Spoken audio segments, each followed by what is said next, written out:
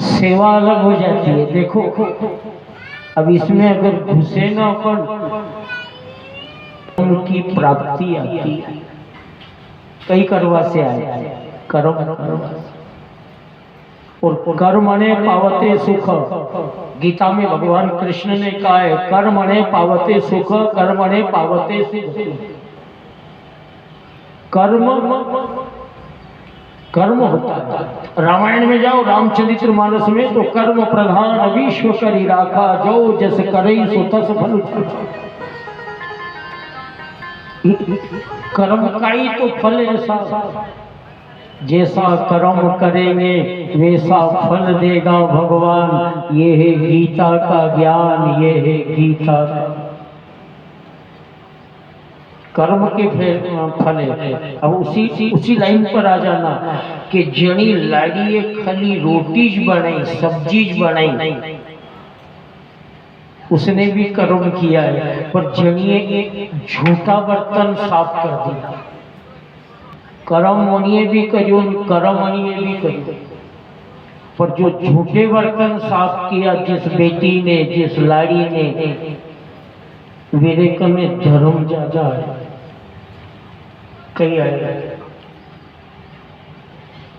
और धर्म अगर जेरा में ज्यादा आयो और 2 बालक है, 4 बालक है, 5 बेटे हैं, और जब भी भगवान नहीं करे, जब अलग अलग वे नहीं, तो जनिए इटवाड़ा ठामड़ा ज्यादा मान जानी। उनी छोरी रे खेत में फसल डेली पाती, खेत एक और बंटवारा 2 3 4 5, एक खेत में 5 हिस्सा। पर एक रे सोयाबीन बिगाड़ 6 कुंटल पाके तो दूसरा रे 4.5 पाक्या और तीसरी आड़ी देखे तो ये तो 1.5 बोरी धान का बराबर। जमीन है, खेती है, बीजवाड़ो है, वहां तक के सिडिल हाँकवा वालों भी है। पर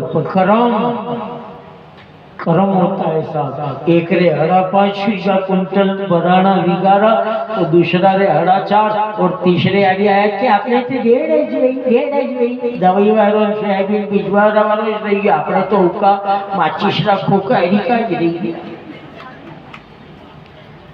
क्या है ये कर्म? कर्मणे पावते सुख, कर्मणे पावते सुगति। कर्म करने से धर्म की प्राप्ति होती है, और धर्म की प्राप्ति अगर बन गई है तो फिर भगवान आपको चारों तरफ से धन दे देता है। परिवार, बेटे बेटी, पत्नी पति बड़े सुखी रहते। कई अपने खूब पाकी, अपने खूब दुकान चली, अपने खूब ग्राहक आया। कहीं से आया? धर्म से आया। अगर धर्म नहीं वे तो आखो दिन माखा जुड़ा। देखना जिनके पास धर्म है और उस धर्मा, चाहे वो घर की बेटी हो, बहू हो, पत्नी हो, माता पिता हो, अगर भी सोयाबीन वाई दीदा, गऊ चना वाया और एखादी दान वणोरो पग फेरो अगर वणी खेत में वही गयो तो फसल में बीमारी भी नहीं आ गई। काके छटकाव कई रो गयो है धर्म रो। और अगर उसी धर्मार्थ में जीव रो पग फेरो नहीं गयो ने वणी के मोटा मोटा वाला रो पग फेरो हुई गयो तो नील भी पड़ती वेगा तो